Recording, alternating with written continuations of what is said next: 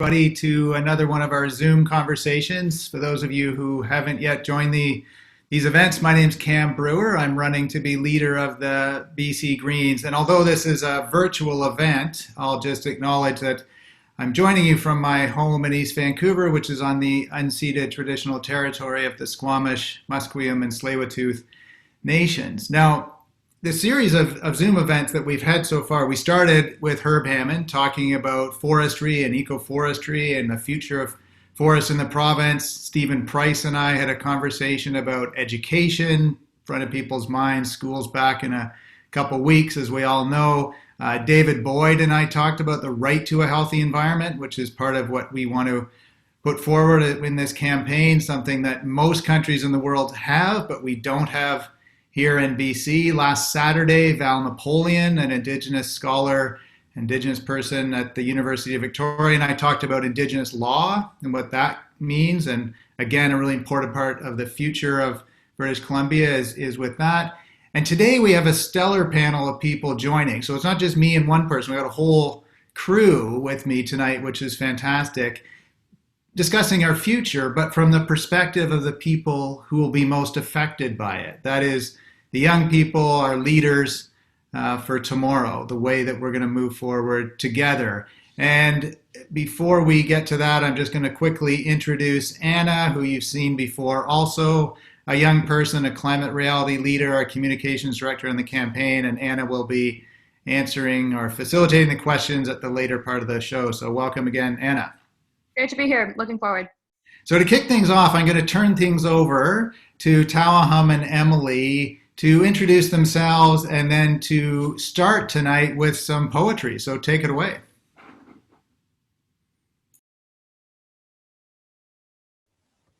Tanse, hello everybody. Tawahum Nitsika-san, Seze Tawahum Suyi. My name is Tawahum.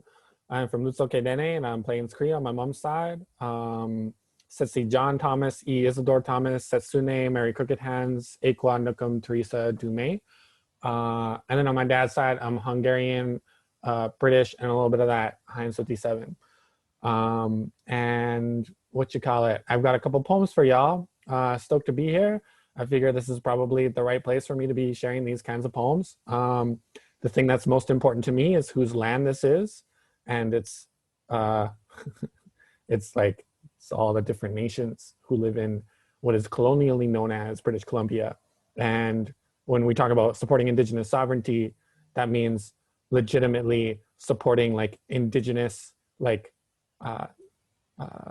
for self-determination, which means respecting free, prior, informed consent. It means like respecting the laws of the land. Like Indigenous laws are not just like kind of made up, sort of like the colonial ones are. They're actually reflected in the systems of the land.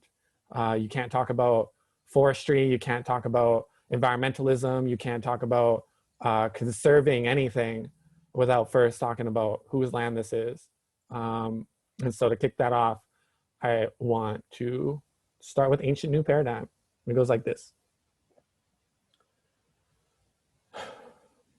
BC cops snatching naughty activists. It's not like kids playing tag. No, one tap on the wrist and you're under arrest. Kinder Morgan Oil Terminal, locked up like a castle. At the drawbridge front entrance, we are requesting an audience, but they're doing backdoor business behind barbed wire fences, so it's time for us to occupy this. Organized activist rally, protracted siege, protesters painted as bandits, police officers as castle guard, emergency response team as knights, cavalry, abusing their authority, our hero in shining armor. And they arm themselves meticulous. Overkill, talking transparent and gray plastic, gunmetal black and Kevlar, navy blue vests and shiny chrome cuffs. Everything necessary to force peaceful protesters like us to rely on our ceremonially willed faith. Sinew cold commitment to red hot ancestral spirit.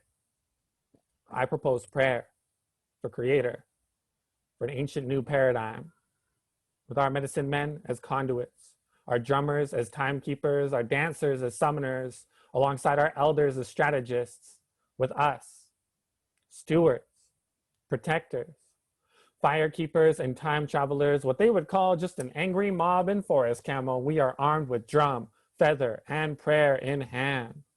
The last line of defense across the last brown earthy trail, the last green spring and summer meadow, to the last blue river, flown up past Kinder Morgan Castle to that wild salmon estuary, the last traditional food source for Indigenous and settler alike.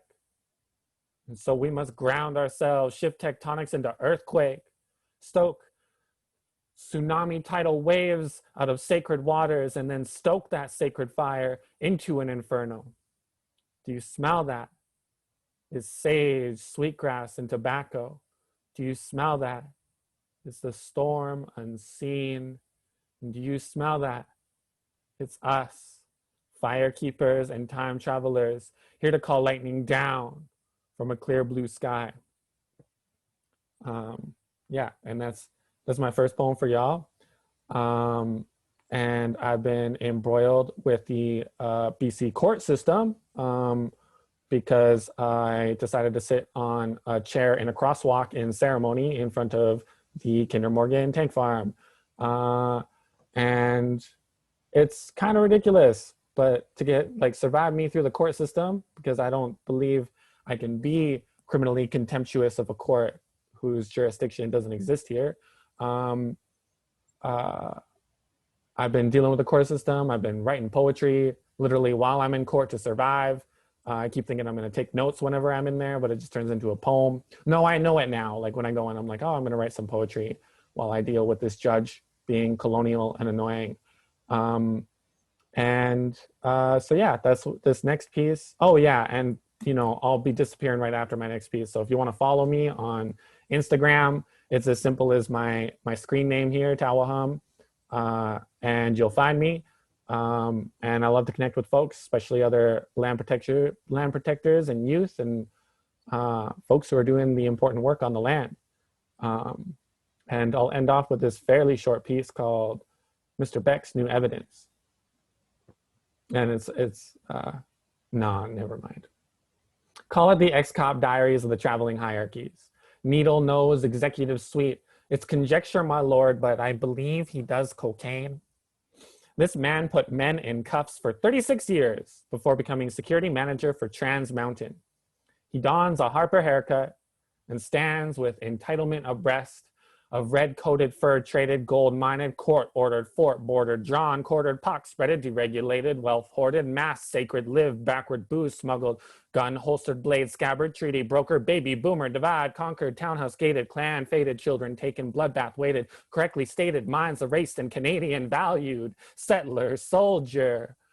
Except, instead of spreading disease and igniting cannon, he just watches cameras and pushes pencils to lay his pipes to rest. Mosicho, hi, thank you. And I will be around, and I'm gonna mute myself.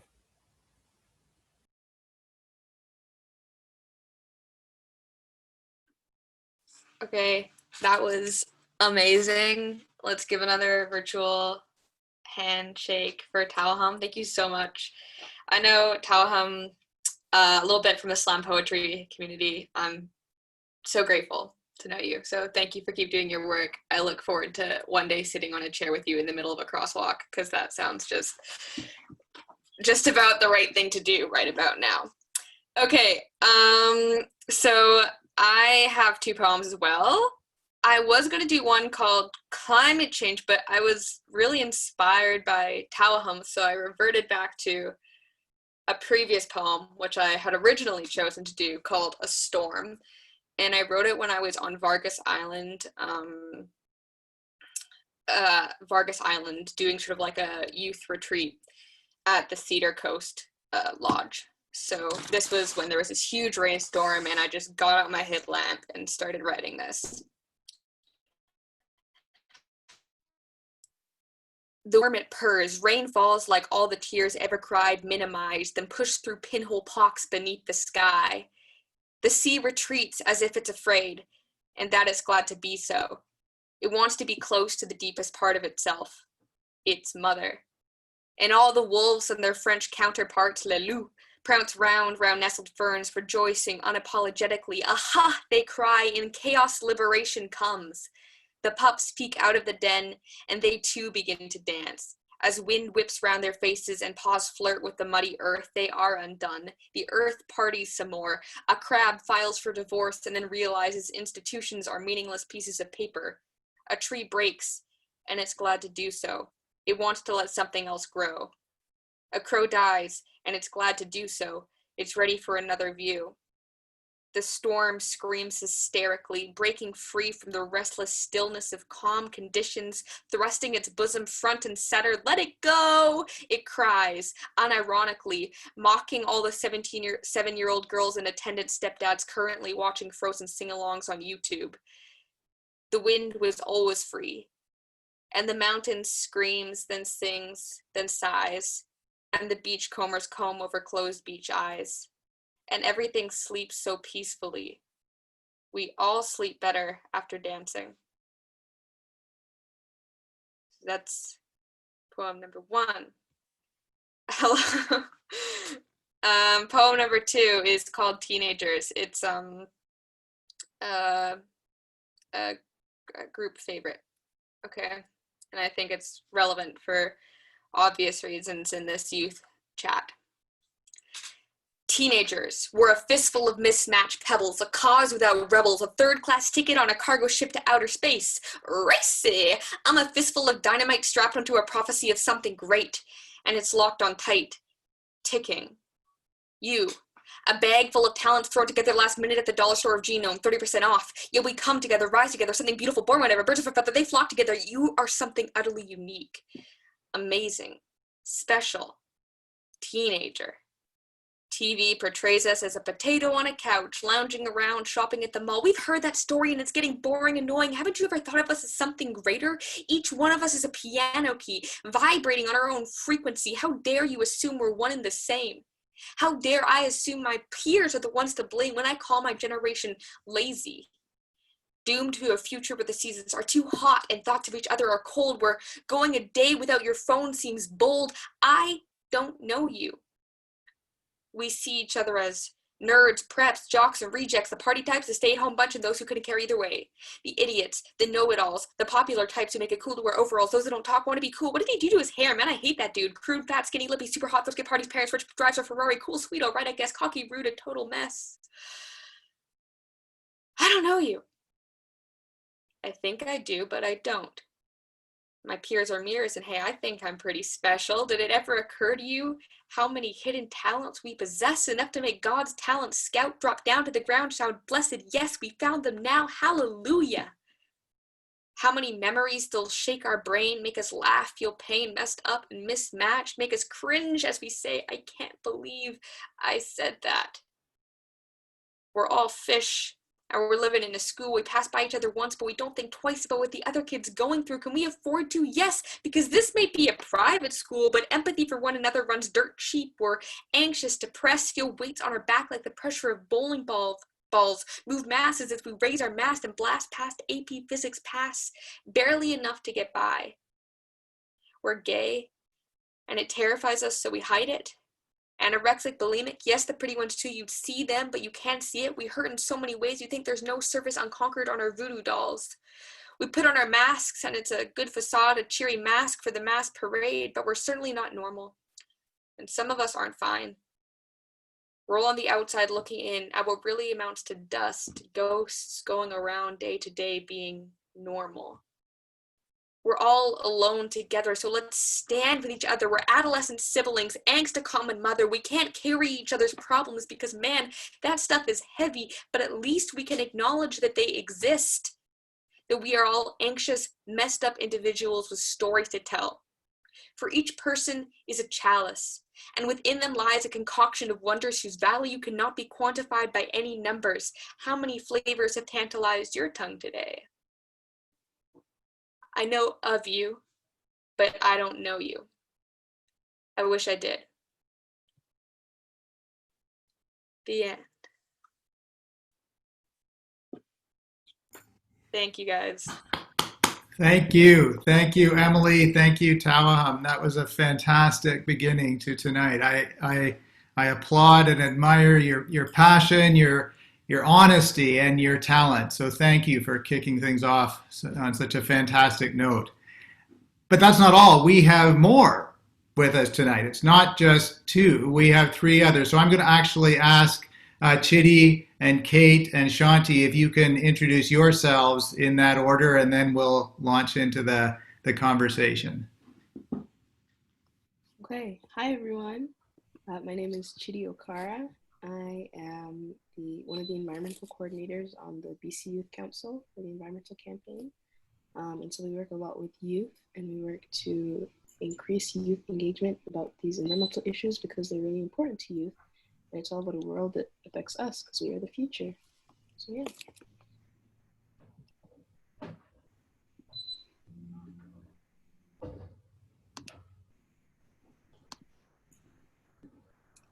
Shanti or Kate, do you guys want to go ahead? Are we still going in order? Yeah, go ahead, Shanti. Thank you. You go ahead. Hi, I'm Shanti. I have an associate degree in global stewardship from Capilano University, and I'm currently going into my second year studying engineering. Formerly, I was an executive on the North Shore team of Force of Nature, which is a lower mainland environmental organization which is looking to reduce carbon emissions at municipal level. Hi guys, I'm Kate. I am calling from the unceded territories of the Squamish and Tsleil-Waututh Nations, which is also known as North Van, and it is where I coordinate with the North Shore sustainability teams. We organize climate strikes. And yeah, that's what I'm doing here. Great to be here. Yeah, great. Okay, so excellent to have all of you on this discussion tonight, and we're going to continue on and try and we'll be able to keep the energy up that we started with, but we'll do our best. So to set the context a little bit about this conversation with our future leaders and the people, as I mentioned, who are most going to be affected by the decisions that we're making today, I want to just remind us of what's happened over the last year, in particular in the context of the climate emergency, from Greta Thunberg to the work locally, of course, of the sustainability teams organizing the incredible climate marches and strikes that have happened here. I remember going last fall with my daughter, and as I've said before, the energy in those marches was just unparalleled. I mean, it's been decades for me thinking in Vancouver since that kind of energy was brought together around particular issues, and the organization that was done by young people to make that happen, exceeds what anybody's been able to pull off. So this is a, fantastic, pointed, important moment in history to recognize the leadership that's emerging from young people on the issues that are most important, really, to all of us. As a lawyer, I also, of course, am aware of some of the lawsuits that are being undertaken with the plaintiffs are young people. So in Canada, there's a couple that are happening. The Rose case, where we have young people saying to the federal government, "You're not doing enough with climate change. Your emissions targets aren't strong enough, and even those targets, you're not meeting them. So that violates our charter rights. It violates our right to life, liberty, and security of the person, and importantly, it violates equality rights because." As we know, the impacts of those failures to address climate change will disproportionately affect young people and children and future generations. So that lens is being advanced in many different ways, and it's the young people that are pointing this out to us, and tonight's a chance to listen.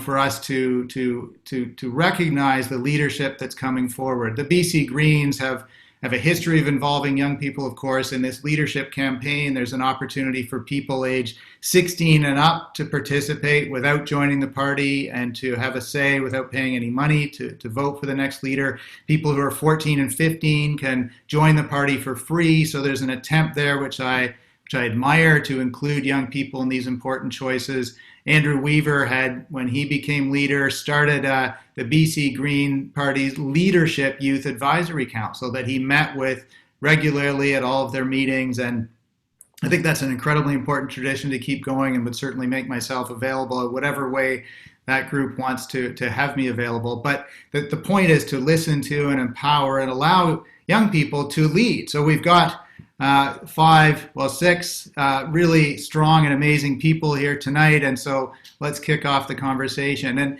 maybe the way to start really is with not just climate change that I've mentioned, but also COVID. And the reaction to those two emergencies has been really quite different. So I'll just open it up to all of you to make comments. And what do you think the global response to those two things has been? And what did we learn from responding to COVID that we could then apply to the climate emergency?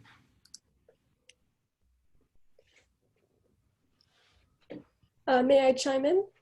Please.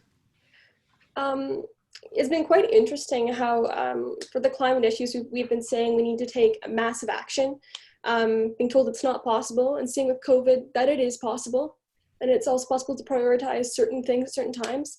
And one thing I find really interesting looking at people's behavior with the climate crisis is comparing it to how people react in the case of a fire.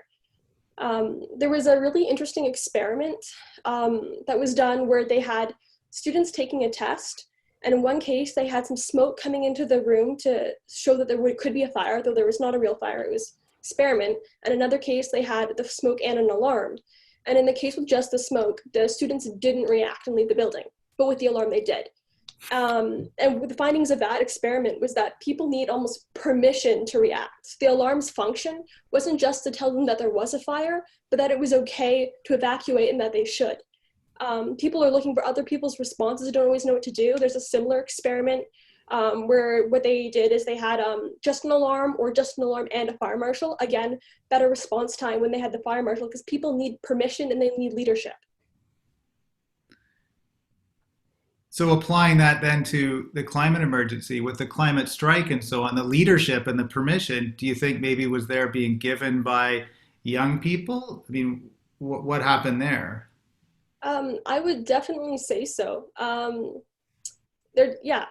Those people who are taking action are trying to spur the people that aren't to tell them, look, this is happening and react, because people are looking for cues. They are, but some people have to step up and give those cues to the other people who are looking for them.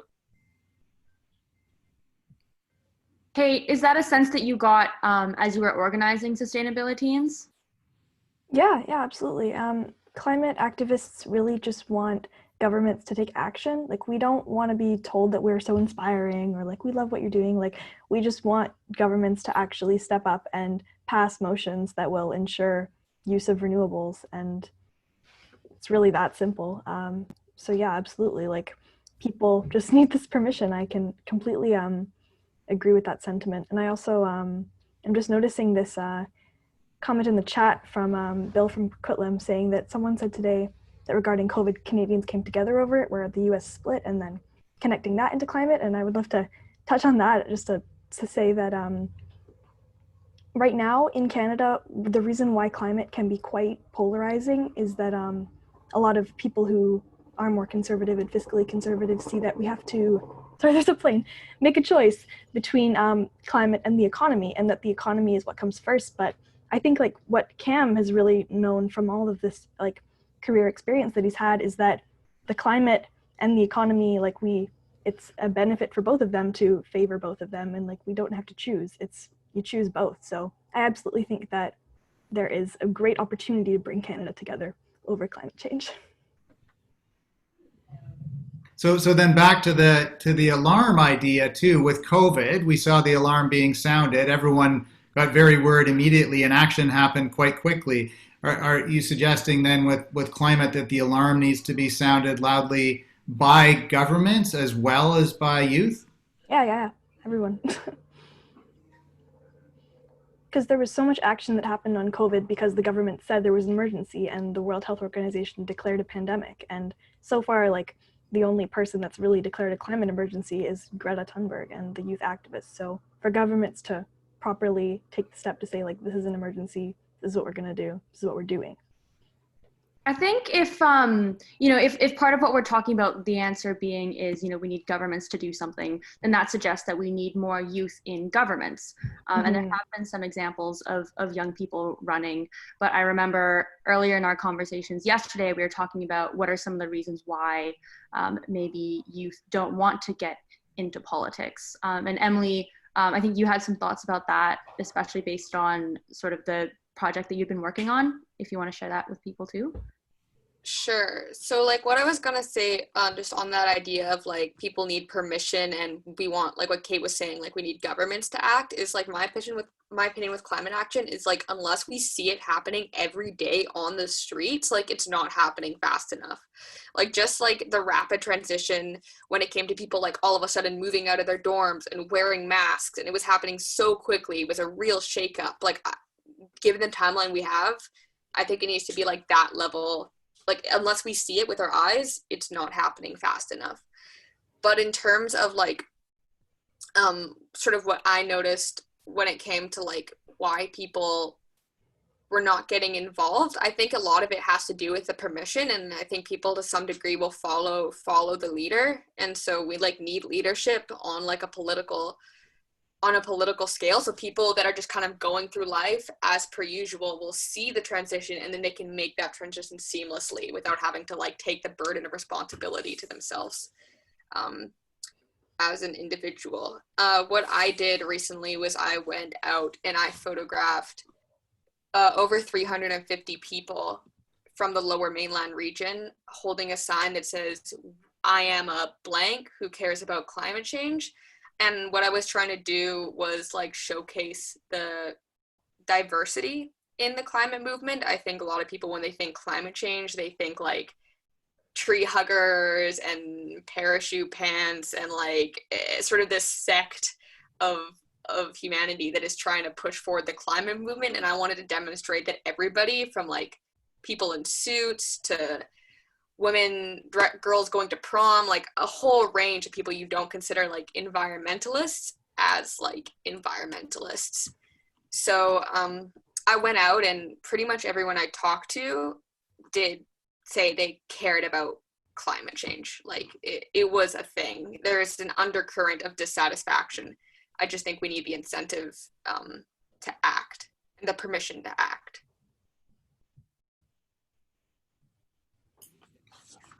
So the permission to act piece includes sounding the alarm, but it also includes making it easier, right? Making it on a day-to-day basis a little easier for people to make choices and to advance opportunities for people to create solutions, as opposed to just making it difficult to act yet having the alarm.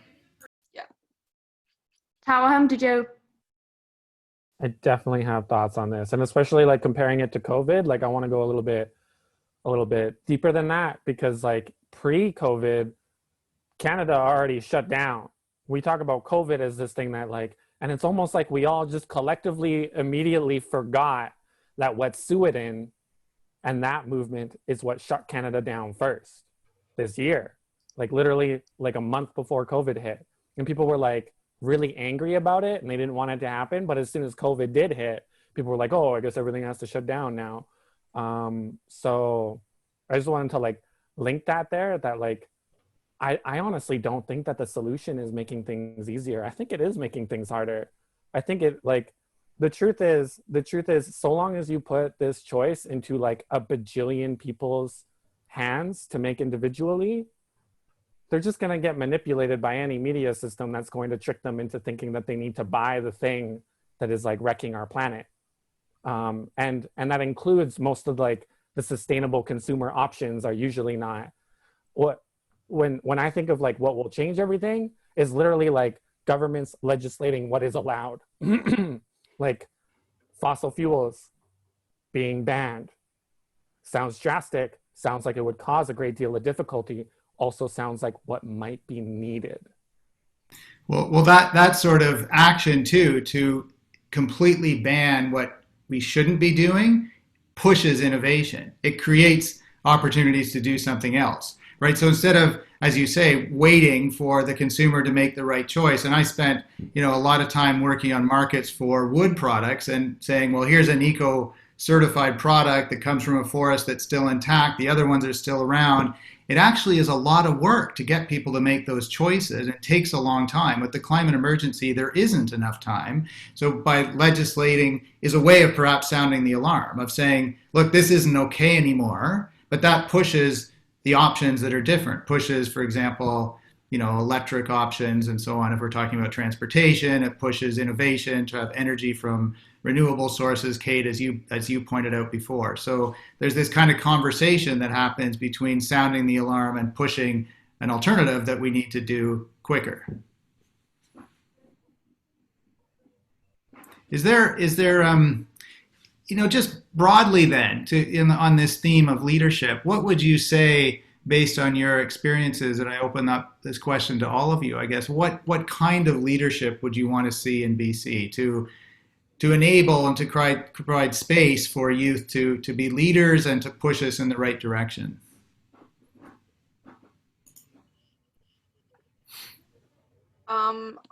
I'll start by saying that I really agree with what Tawahum said, in the sense that, like, if people aren't upset about it, it's not going like far enough. I think like leadership in the past is sort of, when it comes to climate change, it's like, okay, well, we don't want to upset anybody, so let's try to like think positive about this. And like I worked on a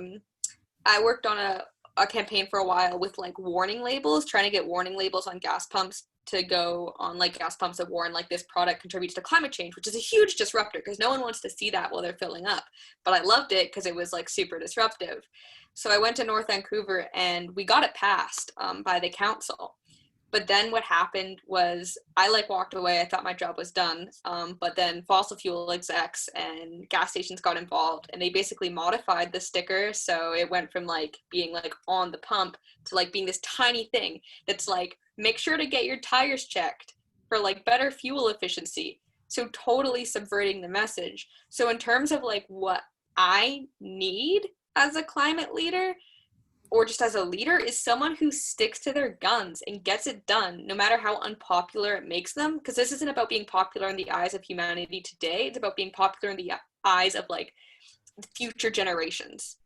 So like that's what it's about. It's about being courageous and sticking to what you're saying, no matter how bad or controversial it is in like a 10-year span, because it's always worth it.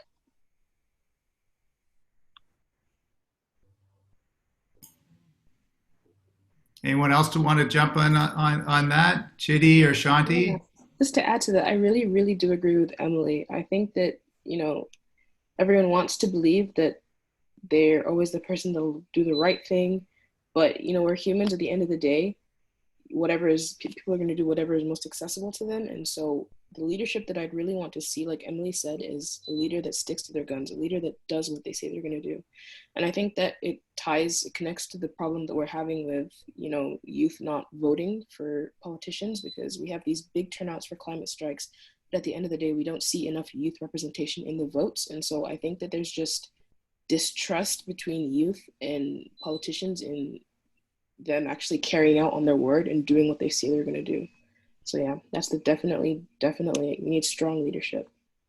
So what do you mean by youth representation? Do you mean youth being in the positions that are being elected, or do you also mean ensuring that elected people at any age engage and listen to and advance and support and provide space for youth who aren't the ones elected, or is it both? I think it's a little bit of both, and also just actually getting youth to actually go ahead and vote. And I mean, we already know that's a tough issue on its own, but when we see all these youth and this big groups of people coming out and showing support for it, you would think that it's a lot easier to see them, voting for, sorry, the sun is coming out a little. You'd think that, we'd have more youth voting for people that are going to do and support the causes that they support, but we don't really see that. And so something that encourages more youth to actually go out and vote. Yeah, absolutely. Youth really, and people in general, really don't want a lot from their politicians. They really just want their politicians to act in their best interest. So we see like those climate marches were organized, and there were 100,000 people in the Vancouver streets, and then that was like a month before the election, but then the election happened and there wasn't really that turnout in the polls, and it's like, why? And when like in the activist community that I am with, like a lot of the people there are just so skeptical of the system and this mistrust, this disenfranchisement with politicians. And the way to remedy that is for politicians to just like start doing their baseline job, which is representing their constituents. That seems like the baseline job. Absolutely. Yeah.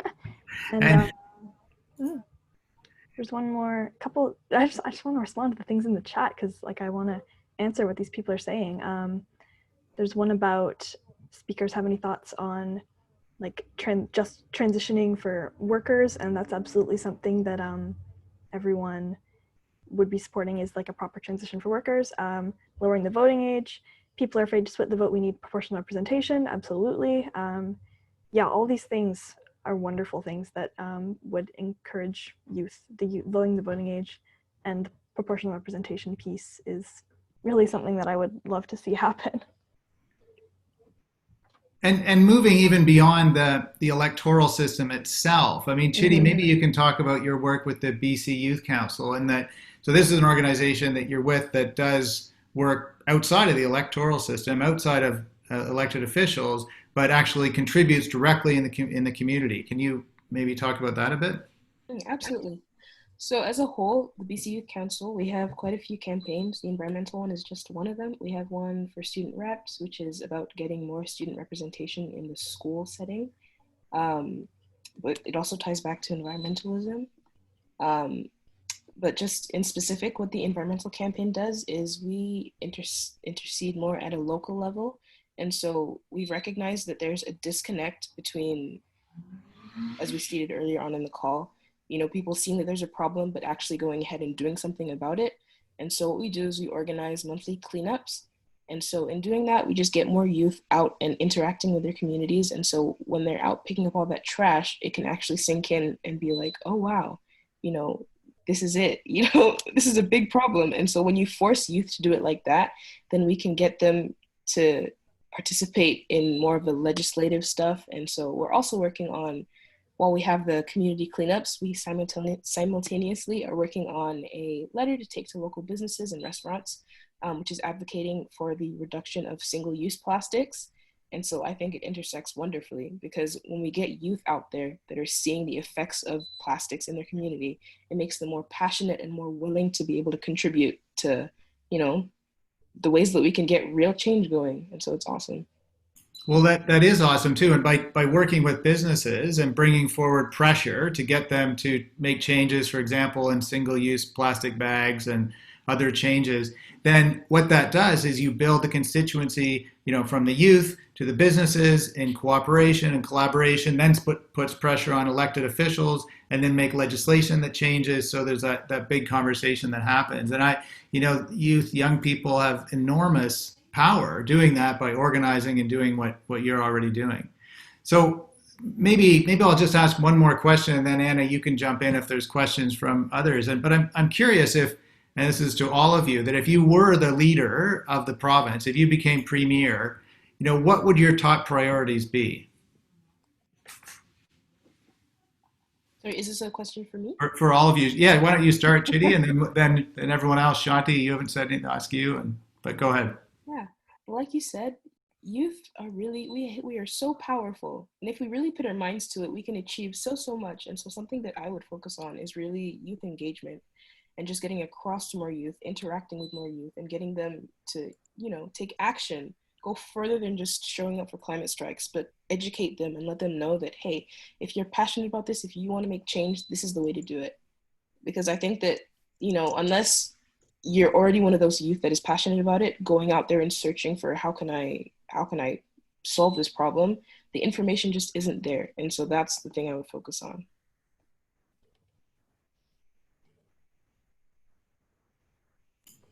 Okay, others. Shanti, do you want to jump in, or Emily, or Kate, or Tawahum? I mean, I could.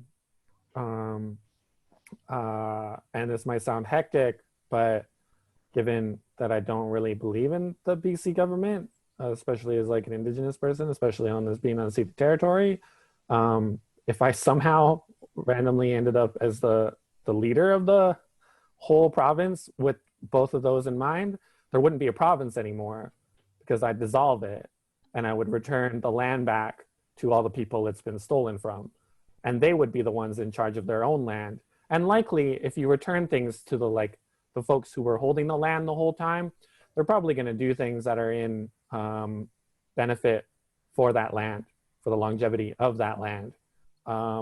So that's my very, very so far left, I'm not on the bird anymore answer for y'all. Well, there's a really related piece to that, of course, which is the revitalization and articulation of Indigenous law, right? Which is an important piece and something that I think really needs to be advanced. Kate and Emily and Shanti, do you guys want to jump in? I'll go for it. I love your left, you're not on the bird anymore answer, Tawahum. And that's something that I find interesting as like a settler and someone who's on like British Columbia. If I was premier, I'd consider changing the name at the very least to something that's not British Columbia, because it's so weird. But like aside from that, yes, returning Indigenous land and creating if I don't know if this is possible or what this would look like, but I would really attempt to create like a solid connection and communication with other provinces, especially like Alberta and Saskatchewan. We have like a bit of a conflict there, it seems, when it comes to like oil. I would try to find common ground if possible and find a way to like ensure that people can get a livelihood and like transitioning an economy from something that is based on like corporate wealth to like community wealth. In my vision of like an ideal utopian future, it's more about like communities and local populations being able to be self-sustaining rather than corporations like doling out money through this like trickle-down effect. I think if we can ensure that, then issues of like getting a massive pipeline through to make billions of dollars won't seem like of such gravity, because we'll be able to sustain ourselves. And also I think just like cooperation with other provinces and also the world is so crucial for ensuring like climate justice. And BC does have like a bit of a history of being like the province that's like out to the west, sort of like left behind. And I'd want to see that we can find a way to come together and do what we need to do to make the world a better place. May I chime in? Yeah, I think if I were in such a position of power as per this question, there's, I think, a big focus be removing certain barriers that get in the way of people having their say specifically on like environmentalism and climate change. And there's like two sort of main ways I sort of see these barriers. One, like we came up earlier, proportional representation. This is a big issue and it does split the vote. People often, I feel, they can't really vote for who they want, what they want, because of that way that system works. And that's a huge issue. It's very discouraging. And also, I think, you know, with Indigenous issues, this comes up a lot. The people that have the power are making these decisions are not the same people who are dealing with the negative consequences. And that's sort of, I think, where I'm seeing sort of this big issue there and why we need a better proportional representation for this. I mean, the current government was set up, they could have done it. There was campaign promises. And I think the fact that they haven't does show that there would be different impact if people were able to have their vote count much more. It would turn out differently, and they know that. So that's one issue. But another is just this perception of environmentalism, but climate change in particular, as a single issue that's isolated. And I don't think that could be more false. One thing, I won't get into it too much, but environmental racism, there's some great stuff by Dr. Robert Bullard on his website. He has web articles available there people can read. But there's environmental racism. So it's a race issue. It is a global north and south issue, then a power imbalance issue. It is a biodiversity issue. And then from that, it is a food security issue. You know, it's an Indigenous issue. And with that, it is a consent issue. So I feel like everyone can only do so much. You have to pick and choose the issues that you push for to make sure you're being effective with your time, with your resources. But no matter which issue you choose, it will come back to climate change. It's this intersection point of all these different issues.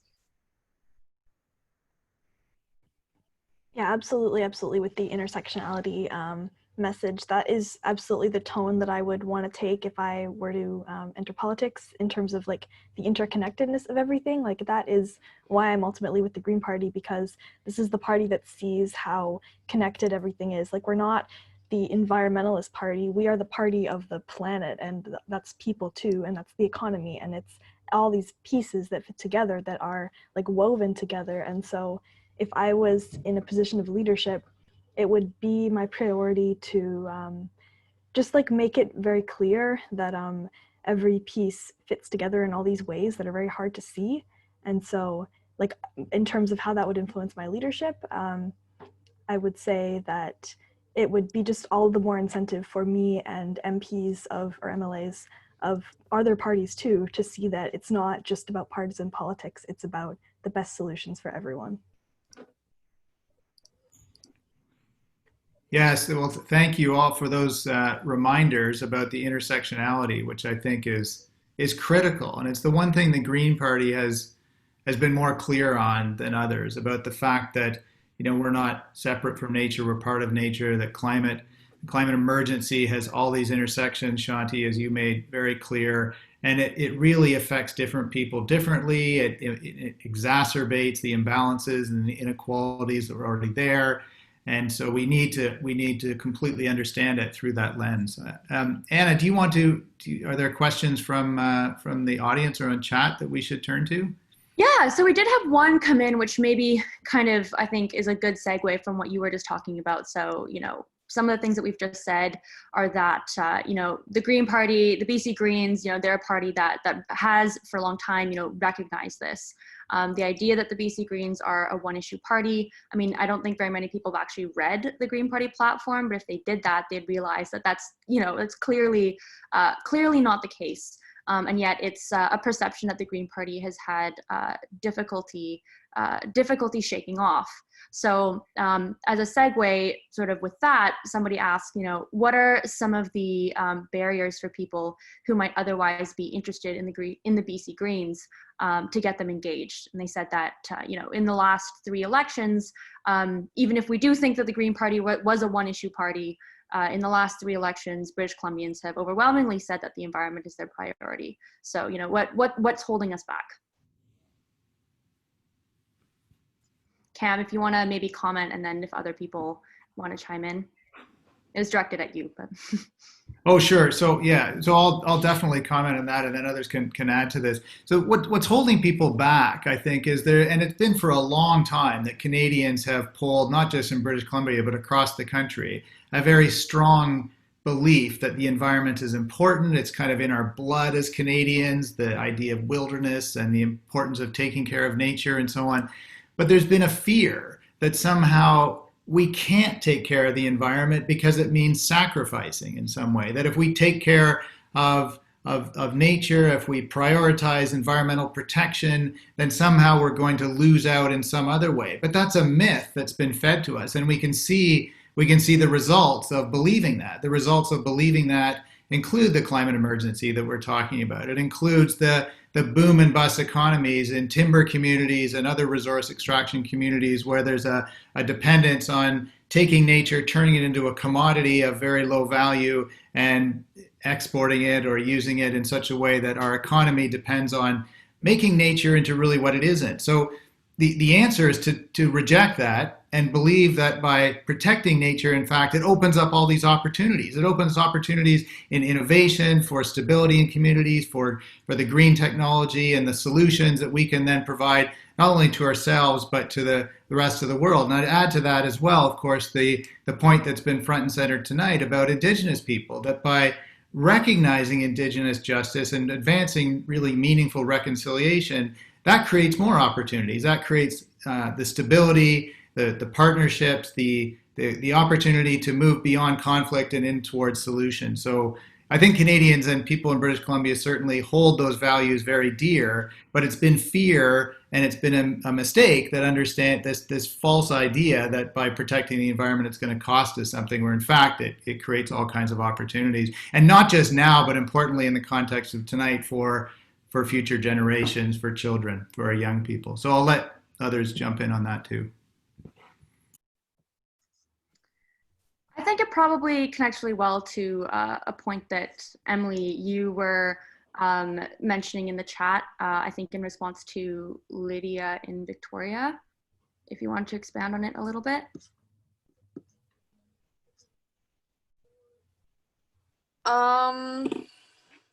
Lydia in the chat.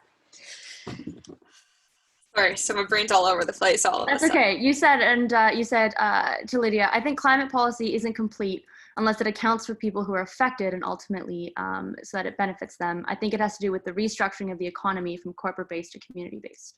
Yeah, so that's sort of what I was talking about earlier, that in my mind, in my mind, we need to have a world that is like self-sustaining, that has like communities that are able to get their own food and get their own water and provide their own sources of like entertainment and culture, and have them to be like unique places of biological and social wealth, not just like driving through like British Columbia and stopping by like a Tim Hortons or Subway everywhere, because it's just sort of like a chain of corporations across the province. I think like the more we can cultivate self-sustaining communities, the more we'll have like the more we'll have like a healthy and happy environment and planet in the future.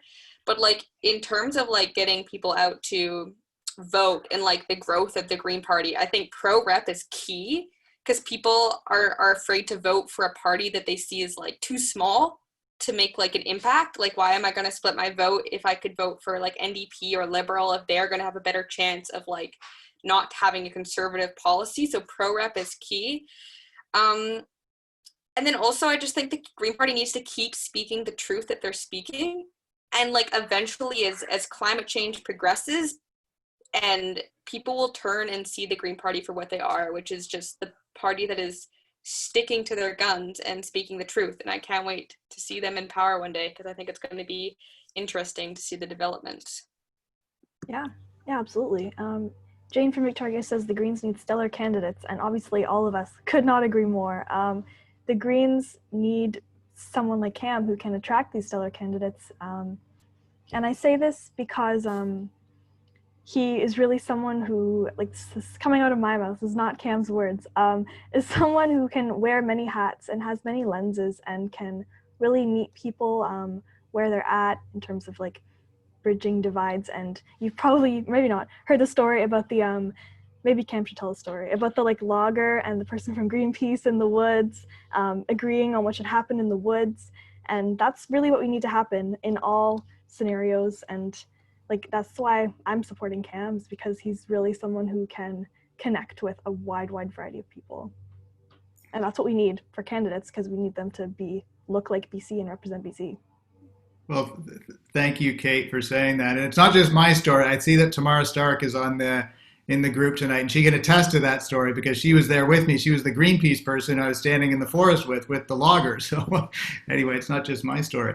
But you know, the other thing that you brought up, Kate, that I think is really important is that I started working on environmental issues in my early 20s and became incredibly passionate about it. And you know, I was working at Greenpeace at the time and cared about these things in such a way I wanted to devote my career to that and to working on this stuff. And I was a trained accountant, but I didn't want to direct that education towards something else. I wanted to contribute in this way, and then built on it for many years. So, and it works because you follow your passion, what you care about, and what you really think is important, and don't lose sight of that as you get older.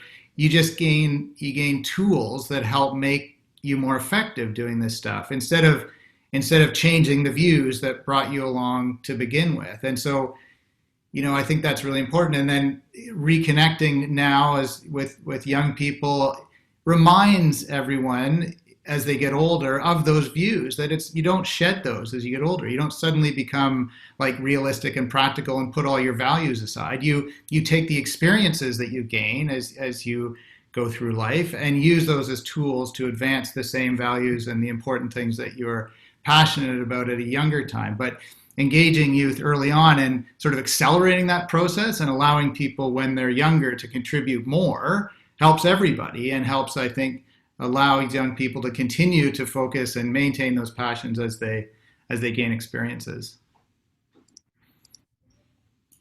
Absolutely. And I just want to add to that, you know, I'm supporting Cam because, like, like, as you guys know, I'm very passionate about youth involvement in these issues, and he's really demonstrated that. I mean, just at our last meeting, we had a environmental meeting. He was there right with us, talking with us, giving us advice and tips on how to go about it, approaching businesses and retailers. And so, yeah, he's demonstrated that really, really well, and I really appreciate that. Yeah. I think, yeah, in the context of sort of getting youth involved and also looking at, especially with like smaller parties and stuff like that, I feel like going back to what I said at the beginning of this, you have the whole fire alarm thing, people waiting for cues or permission. And I feel like some people are, I don't know, the status quo is comfortable, and those people need those sort of alarm bells ringing to get going. Whereas other people, I think we've talked about this, it's so discouraging, the lack of action, you know, or maybe we're so left or off the map. So I feel it's almost like these two sort of groups, the people that need to be told, no, this is happening, it's okay to react. And then there's the people who need to be saying, there is hope.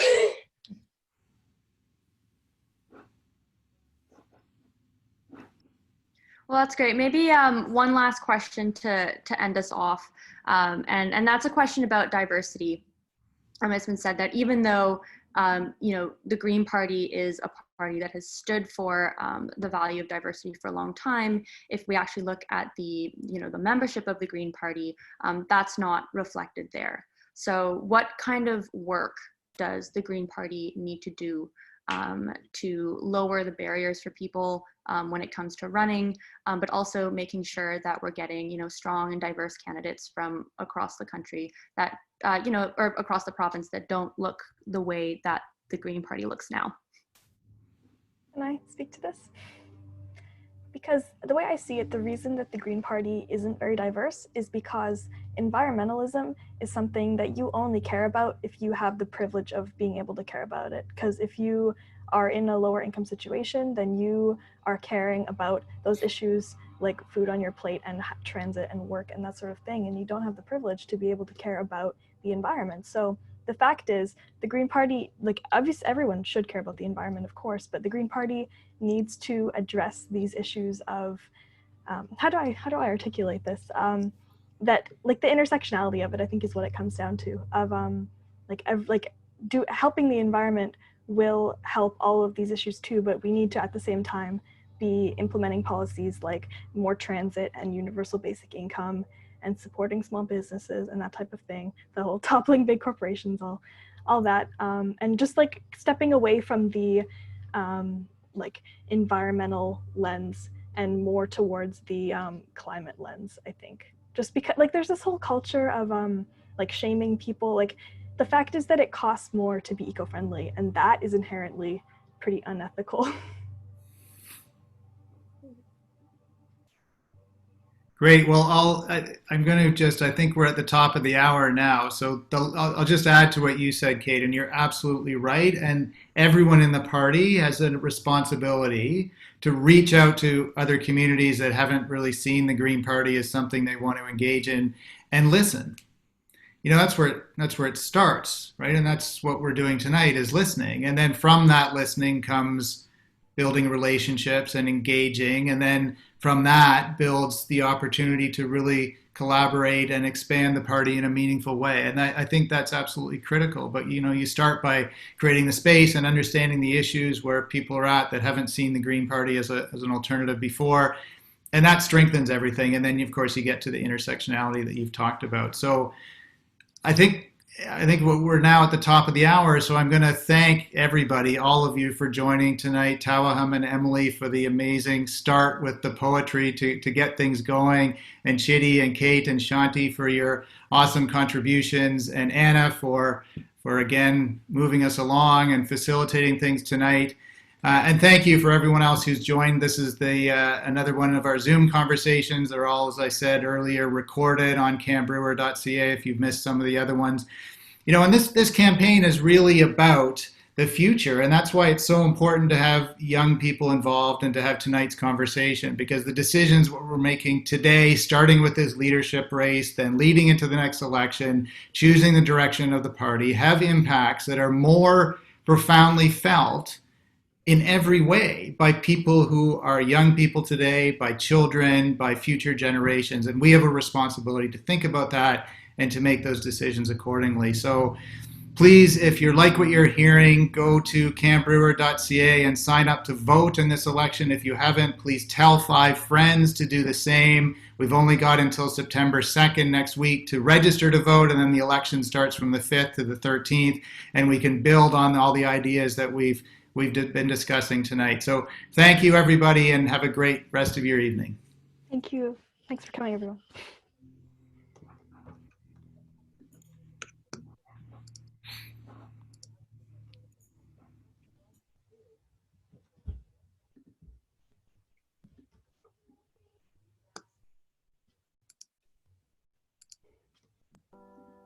I don't blame